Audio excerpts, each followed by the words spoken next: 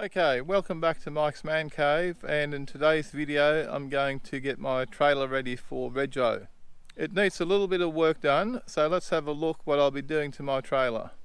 Okay, first up I'll be fitting the new wheel caps that I have restored for this trailer. I will link the video down in the description box of where we've restored these wheel caps. Now while we're taking the wheels off, I'm also going to check the wheel bearings. Now the brakes weren't working that well, so I'm going to take the brake calipers off and give them a bit of a clean up and maybe a little bit of grease on the sliding pins or whatever it needs to get these brakes working properly.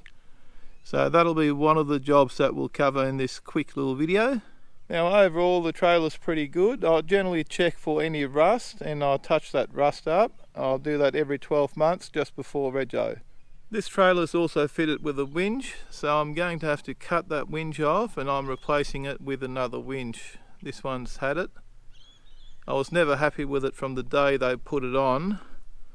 It just was not really really good quality and it wasn't really strong enough for my liking. So I have already bought another winch which I will show you in a minute. Unfortunately this one is welded on, so I'm going to have to get the grinder out and cut that off. And the new one I will probably just weld it back on. Here's the wheel caps that I have restored, and the video of this is down in the description box.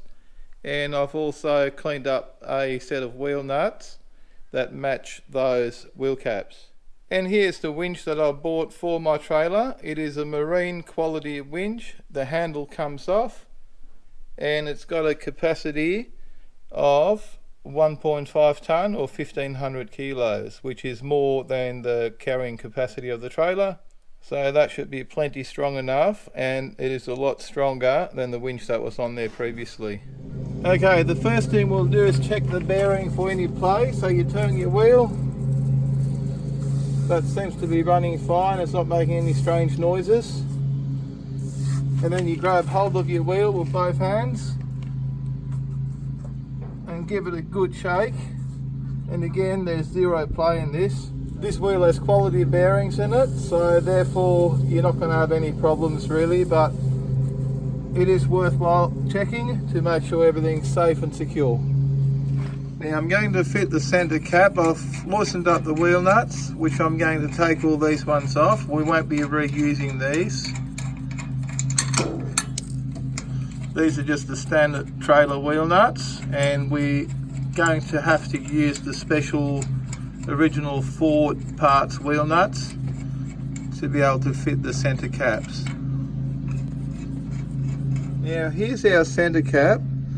And once you put that on there, you can see why you need special wheel nuts. And it's mainly because the studs just come out past the centre cap. So you need special wheel nuts to fit those centre caps and those wheels. And in this case, I'm using the original Ford wheel nuts that were designed for these centre caps and also for those wheels, funnily enough.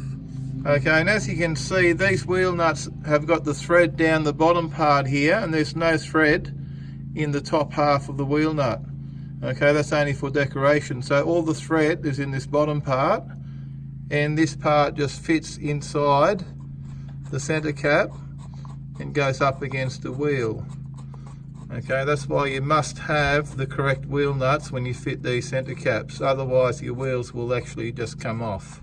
Okay, so we're going to fit all the wheel nuts now, and then we'll have a closer look at the wheel.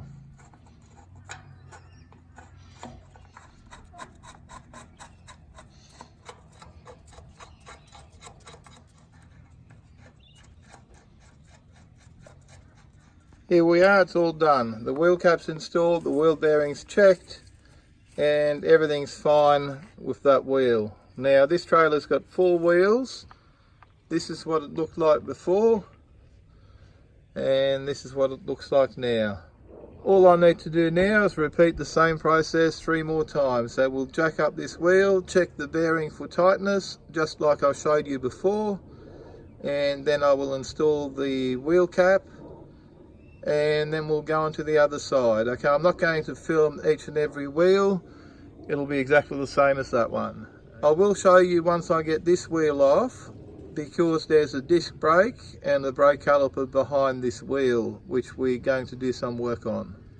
Now I've taken the wheel off, and as you can see there's a little bit of rust on the disc here, and the brake probably hasn't been working as well as it should. It does seem to work because I've got the brake on at the moment and it does seem to grip, but I'm going to take that caliper off and just give it a bit of a service. Just check it all out and maybe add a little bit of grease and make it run nicely.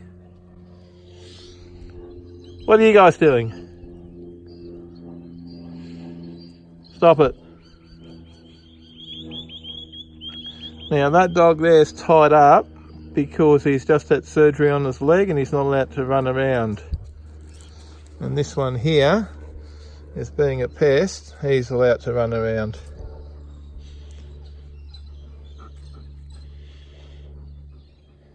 Dog selfie time. And there's the other one.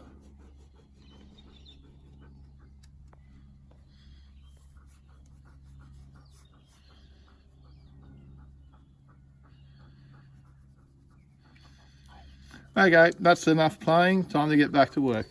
Hey, time to get back to work? What do you think? What do you think? Time to get back to work yet?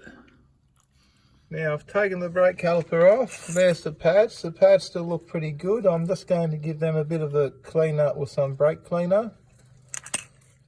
And there's the other one. They just need a bit of a clean, and so does the caliper. There's the little pressure thing, and it should really have some grease on there. And I'm going to grease these up, and I'm also going to grease up the slides where they slide. These calipers are really simple design. Okay, they're one piece and they've got a lever that goes on the back. It's a bit hard to show you with one hand, but this thing sits in here, and then when the lever gets pulled forward, it pushes this part out and tightening up the brakes. Okay, there's also an adjustment on the back here. Very simple, very simple. Okay, so you can see where this part goes in there.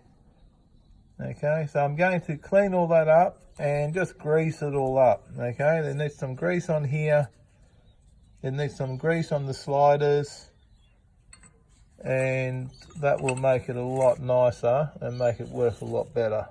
So once we've installed these back on the disc up here where it came from, then we can adjust the wire rope, which is what makes the brakes work, to work properly. So now it's time to hit this thing up with some degreaser, I think. Now I've put the brake caliper into my oil drip pan so we catch all the degreaser and dirt. That's the degreaser I'm using, just a cheap spray can of degreaser, and we'll just spray that on there.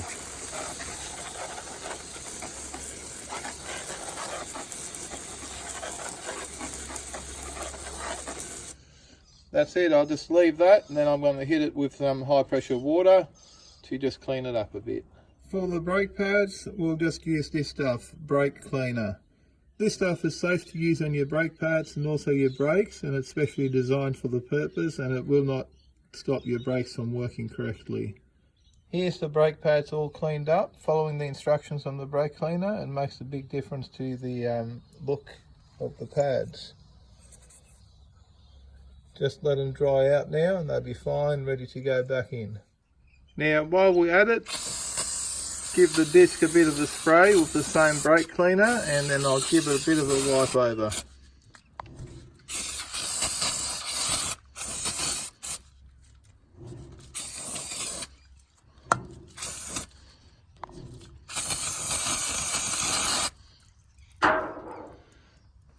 And now we'll just wipe it dry and let it dry naturally. Job done. I have cleaned up the caliper, greased everything up and put it back together. Now it's time to put the wheel back on and get going on the other side.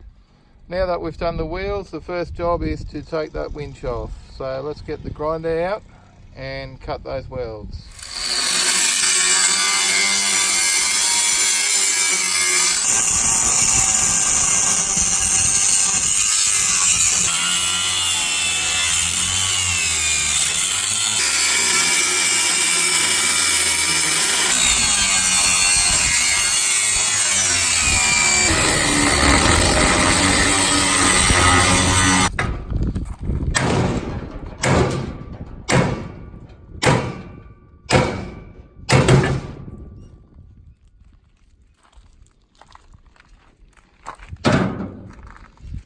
Okay, job done. There's one crappy winch.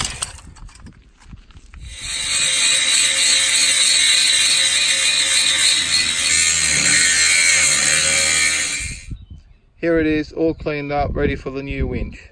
Here's the new winch, and it just happens to fit on there perfectly, so we're quite lucky. And it's got plenty of space there, so I can put some welds along the side here to make it stay there. And here's the other side. Looks pretty good.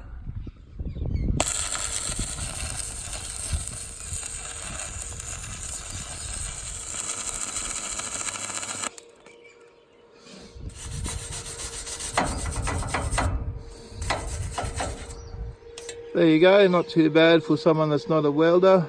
It's definitely going to stay there, and that's all that matters for now.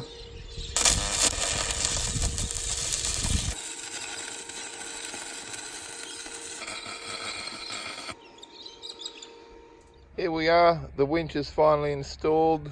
It's been a long time coming and I'm very happy with the outcome. What I've also done, I've welded a little chain link on there just so I can keep the end of the winch and the winch hook secure. And I think it looks very professional now. I'm very happy with the outcome.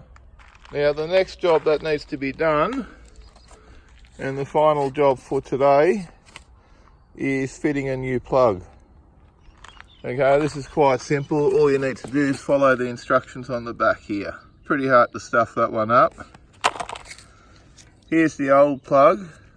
The reason we're changing the plug is because this one is broken, as you can see there, and it doesn't give very good contact. It's supposed to be a top of the range metal plug, but realistically it wasn't really good. Okay, I was never happy with it, and I've gone back to one of these now. See how that goes. So this is what the inside of the plug looks like. It's quite simple. So you just connect your wires as shown here, and everything should work fine. We are another job done. The brand new plug is now fitted up, and hopefully it will work just fine. The job's now complete. We've got the winch all fitted up. We have a new trailer plug. We have the brake calipers rebuilt and the brand new restored hubcaps fitted to the existing Ford wheels. Here's a quick view of the back of the trailer. We've got LED brake lights and indicators, LED number plate lights, and we also have LED clearance sight marker lights as well as reflectors. We've also fitted some Ford mud guards to match our Ford wheels.